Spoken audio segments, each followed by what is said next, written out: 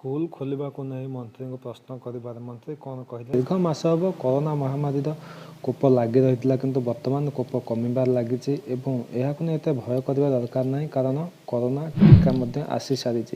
तो दीर्घ मास धरी ठप होता शिक्षा व्यवस्था को पुणी थे ट्राक को आनी फेर आने बहुत सारा चर्चा चली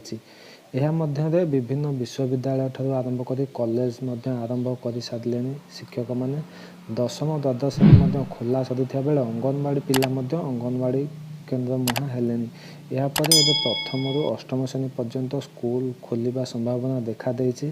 तेबे केबेठू आरंभ हो प्रथम अष्टम श्रेणी से नहीं किसी स्पष्ट सूचना मिल पारि ना एने गणशिक्षा मंत्री समीर दास कहते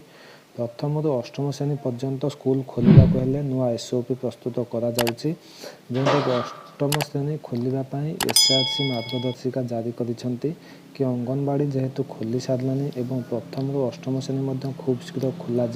तेबे केबे खोल से नहीं स्पष्ट सूचना किसी मिल पारि ना किंतु बहुत शीघ्र जेहेतु अंगनवाड़ी खोल जेहेतु बहुत शीघ्र यही सब स्कूल खोल पिला माने बिंदास पाठ पढ़ी पारे ता सहित कोरोना टीका आसी सारी कोरोना को एत भय कर किसी दरकार नहीं बोली सौम्य रंजन दास जनइछंती तेबे एमती नुआ नुआ अपडेट पाइबा आम चैनल को निश्चय सब्सक्राइब करूँ वीडियो को लाइक करूँ आप सांग मान पाक सेयार करेंगे।